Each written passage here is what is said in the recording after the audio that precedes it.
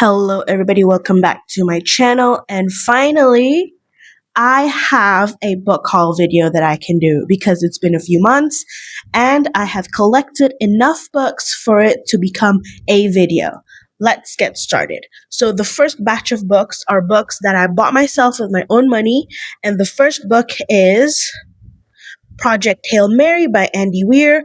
I don't think I need to explain or talk about the synopsis because I'm pretty sure everybody and their grandmother knows what this book is about, especially because the movie just came out. And I did watch the movie, 5 out of 5. I cried a lot. So I'm hoping that reading this book, I'm going to get more insights towards like Ryland's character and as well as Rocky's character. So, first book is Project Hail Mary. The next book, this was a recommendation by my friend, and also because Popular is currently having a book fest in Miri, and I thought, you know what? I just got my pay. I might as well. So, the first book is Bagaikan Putri by Ramli Awang Murshid, and the synopsis is Haryani dan Laksamana Sunan saling jatuh cinta. Pertemuan kedua insan ini dalam satu dimensi di luar batas jangkauan manusia malah sukar diterima logik akal. Mereka dari zaman yang berbeza. Haryani terperangkap dalam perkelahian antara kebaikan dengan kebatilan manusia. Perjalanan yang panjang, penuh ranjau dan cabaran membuatkan Haryani dan Saifuddin mendiamkan sahaja cinta yang terpendam. Dani pertama kali melihat Haryani yang terlantar di koma di hospital terus jatuh hati. Dia dia berusaha membawa Haryani kembali semula ke abad 21. Antara dua lelaki, Haryani terpaksa membuat pilihan antara dua nyawa dalam jasadnya, sama ada tinggal bersama Laksamana Sunan pada penghujung kurun ke-15 atau kembali semula ke abad 21. Tiada dua kehidupan dalam zaman yang berlainan. Salah satu kehidupan ini mesti mati. Okay, basically in English, this book is about this girl who for some reason is transported back into the 15th century, and she fell in love there and she has a whole life there. But then, and she's also in love with this Laksamana Sunan. So I think he's about like what is a Laksamana in English? I think a general. Should be a general if I'm not mistaken. I will correct myself here. And then we have Danny, who is, I think, somebody who wants to bring her back to the 21st century. So this woman needs to choose either life. Either she wants to stay in the 15th century with her man or embark on a journey with a new man to go back to the 21st century where she originally came from. And the next book is actually the second installment of the series, which is Cinta Sang Ratu, also by Ramli Awang Murshid. And the synopsis is, akhir kurun ke-15, Ratu Sulaman terus memerhatikan kerumunan orang ramai. Dia bertinjau-tinjau dan mengharapkan Laksamana Sunan segera bangkit. Seketika tadi, dia berjaya melepaskan sebilah anak panah tepat ke belakang lelaki itu. Jantungnya kini bagai direntap kasar apabila melihat jasad Laksamana Sunan diusung beramai-ramai. Hatinya rawan teringatkan ucapan lelaki itu kepadanya. Sebagai manusia, aku sayang padamu. Awal abad ke-21, bersendirian di bilik tidur, Haryani meraih ingatannya kepada Danny, lelaki yang telah menyelamatkan nyawanya itu, kini hilang sewaktu tsunami melanda Aceh. Harapan untuk Danny hidup amat tipis. Tidak mungkin Danny selamat daripada badai ombak besar itu. Hanya kata-kata Danny yang menjadi pengubat resahnya. Haryani, walau apapun yang berlaku, saya tetap mencintai dan menyayangi awak. Dua wanita dari dua zaman ditakdirkan mencari lelaki-lelaki yang pada mulanya mereka benci dan akhirnya bertemu dengan orang yang dicari. Namun adalah lelaki-lelaki yang ditemui itu masih memegang kata-kata mereka sebagai satu janji. Okay, in English, basically, in the 15th century, the Queen Sulaman is in love with Laksamana Sunan, and Haryani in the 21st century is in love with Danny.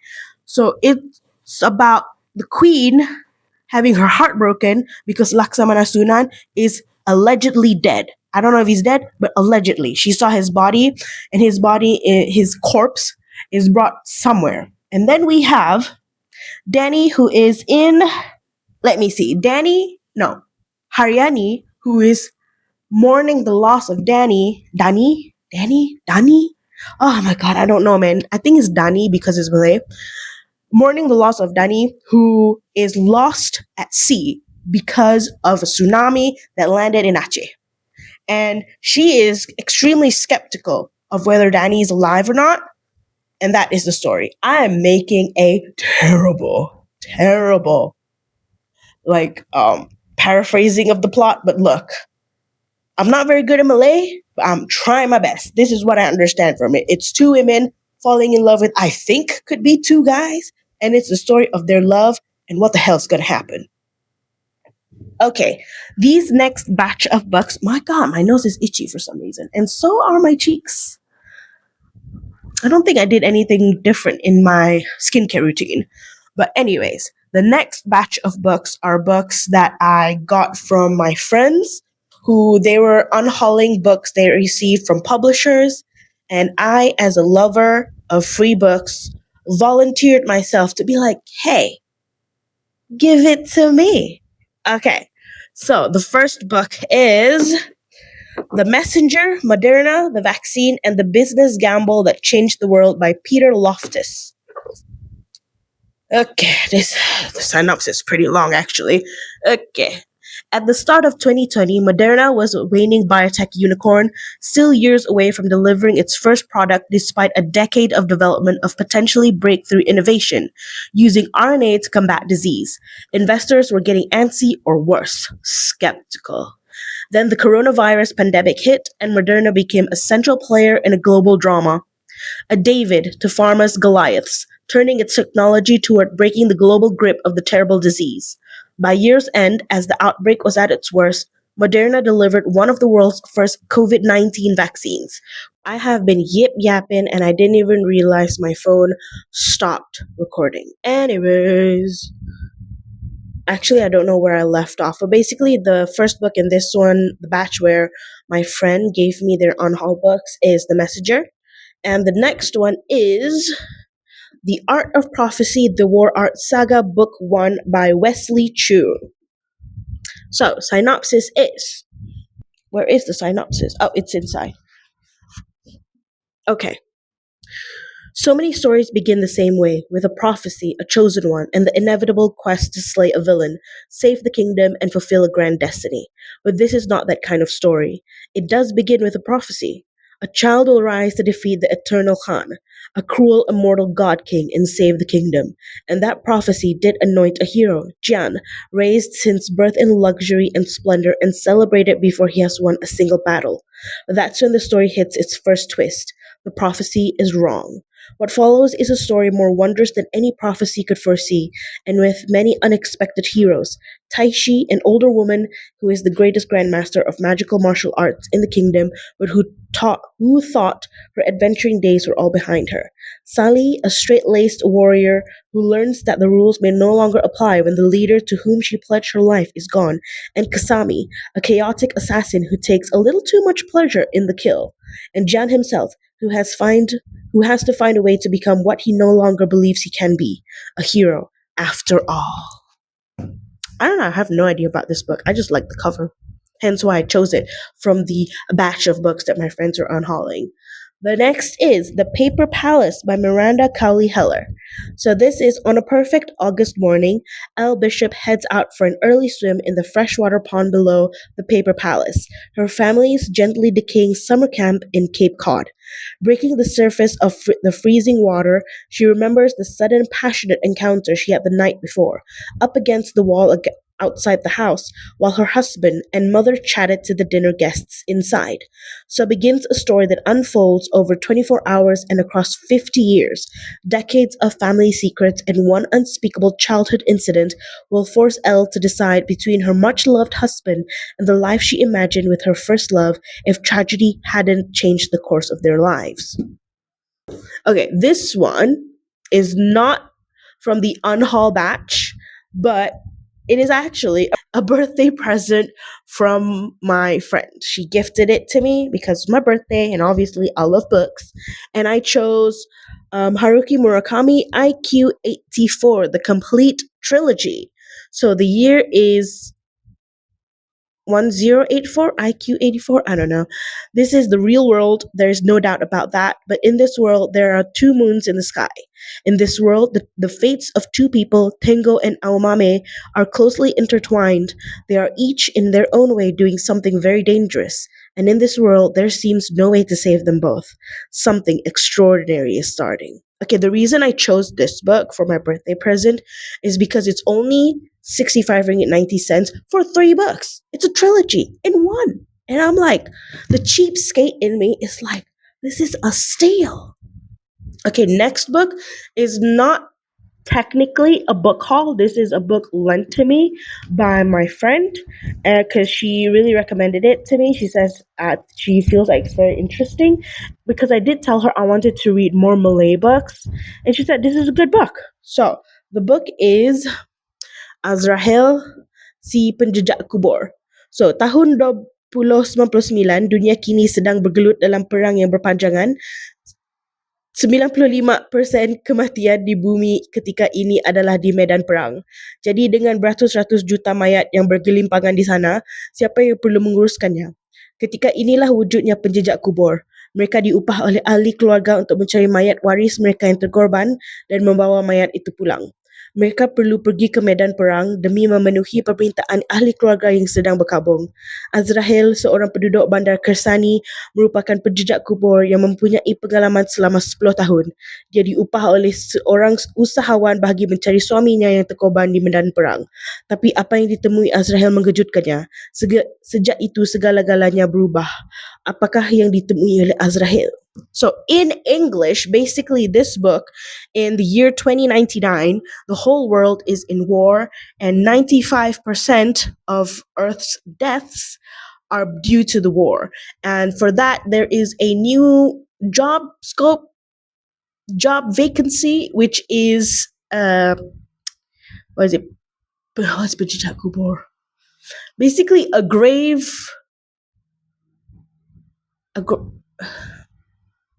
locator, I guess. If I'm translating it directly, Penjejak Kubur is like Penjejak is a locator and Kubur is a grave, so it's a grave locator. But through context, is basically this guy is searching for bodies. So he's being hired by this businesswoman who's a mother, and she wants him to find her son. No, not her son. Her husband. My bad. She is a businesswoman, and she hired this Azrael guy to find her husband. But then on the way to find the husband, he uncovers something serious. But what is that serious thing? Okay, next book. Okay, this one, I did read the first chapter. I hated it, and I think I'm gonna unhaul. So technically, this is a book haul and a 1% unhaul. So the book is Tessa Bailey, Secretly Yours. So the synopsis is Hallie Welch fell hard for Julian Voss at 14 after they almost kissed in the dark vineyards of his family's winery. Now the prodigal hottie has returned to their small town. When Hallie is hired to revamp the gardens on the Voss estate, she wonders if she'll finally get that smooch. But the grumpy professor isn't the teenager she remembers, and their polar opposite personalities clash spectacularly.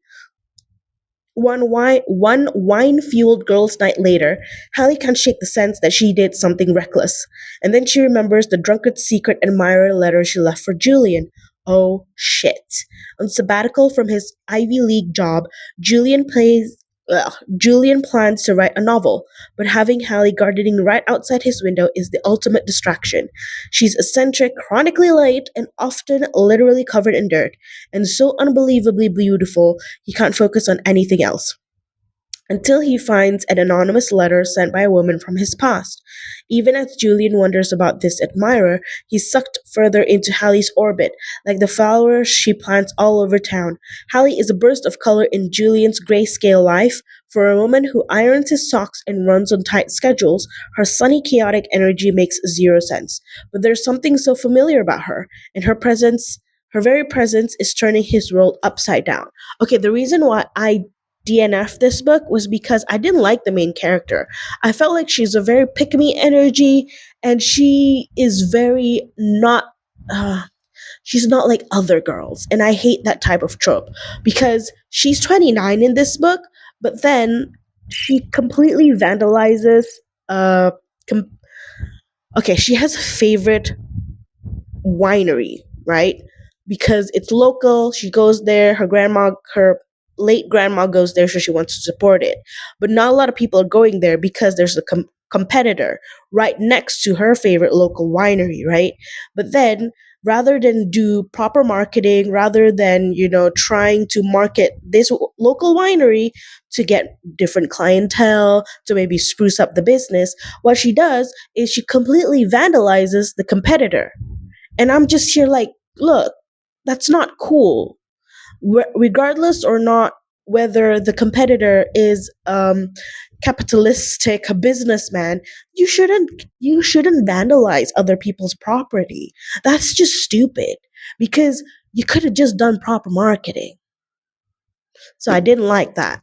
The next one is Kristen Higgins, Pack Up the Moon by Kristen Higgins. So Joshua Park never expected to be a widower at the age of 30. Given his solitary job, small circle of friends and family, and the social awkwardness he's always suffered from, Josh has no idea how to negotiate this new unwanted phase of life. But Lauren, his wife, had a plan to keep him moving forward, a plan hidden in the letters she leaves him, giving him a task for every month in the year after her death. It's a journey that will take Joshua from his first outing as a widower to buy groceries, to an attempted dinner party that becomes a comic disaster, to finding a new best friend while weeping in the dressing room of a clothing store. As his grief makes room for new friendships and experiences, Joshua learns Lauren's most valuable lesson: the path to happiness doesn't follow a straight line. Next one is, I chose this one because I like the title. Julie Tudor is Not a Psychopath by Jennifer Holditch. So Julie Tudor is not a psychopath. Julie is 49 and has it all. A fantastic job. Well-maintained spreadsheets are the linchpin of an efficient office. A beautiful house. Some may wonder how she got the money for it, but nothing has been proven. And the man of her dreams. Julie Tudor is not a stalker. Sean is 25 and the love of Julie's life. The problem is, he thinks he's in love with someone else. And Julie Tudor is definitely not a serial killer. But Julie has found herself in a similar situation before, and if there's one thing Julie knows, it's how to get rid of the competition. I mean, that's interesting. Good. Okay, let me see. Next one is The Homemade God by Rachel Joyce. World famous artist Vic Kemp has relied on his four adult children to run his life ever since their mother died. When he summons them with the promise of big news, the siblings drop everything, expecting he has finished the masterpiece that will be the capstone to his career. Instead, he announces that he's remarrying. His bride to be, Bella May, is beautiful, a fellow artist, and 50 years his junior. When they dare to object, Vic decamps with Bellarmine to his summer home in Italy. 6 weeks later, he is found dead, drowned in a lake he knew like the back of his hand. Netta, Susan, Goose, Iris gather at the house on Lake Orda to piece together what happened, to locate their father's family will, and bring his body and final painting home. Instead, as heat wave blazes across Europe, they find themselves caught in a waiting game, living under the same roof as their young stepmother, forced to reconsider their father's legacy. Who is Bella May? Who is she, the woman their father believed her to be, or is she a force that might destroy the family for good? Next book is Keep Me by Sarah Kate. So, all Killian Barclay wants is to be left alone. He's had enough heartaches to last a lifetime, and he has no more need for love, earning him the reputation of a broody Scot and eventually turning his ancestral home into a den of iniquity. Into a den of iniquity. It doesn't take long for tales of his raunchy house parties to reach the rest of his family, though, inspiring them to hatch a plan to shake Killian out of his routine. New Yorker Sylvie Devereaux, no, New Yorker Sylvie Devereaux is tough as nails. As the daughter of a brilliant yet neglectful parents, she's grown a hard shell and keeps everyone at arm's length. So when she sneaks into Barclay Manor during a trip to Scotland to get a glimpse of a family heirloom, she doesn't anticipate facing off against the brutish, maddening Highlander who lives there, and she certainly didn't expect to ever see the bastard again. Yet just weeks later, she is approached by Killian's family with a proposal. Move to Scotland and marry Killian to improve his playboy reputation, and after 1 year, she'll walk away with $10 million. Sylvie agrees. I mean, I would too. Somebody offered me $10 million. Even knowing that their plan is more deceptive than he realizes. But as she grows closer to Killian and the end of their year together, she has to decide, is the love of a good man with a dark soul worth keeping, or is she willing to break Killian's heart now that it's all well and truly hers? I don't know, man. It's $10 million.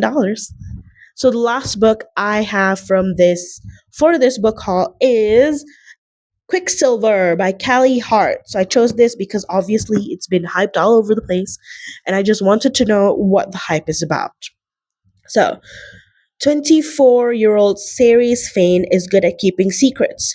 No one knows about the strange powers she possesses, or the fact that she has been picking pockets and stealing from the Undying Queen's reservoirs for as long as she can remember.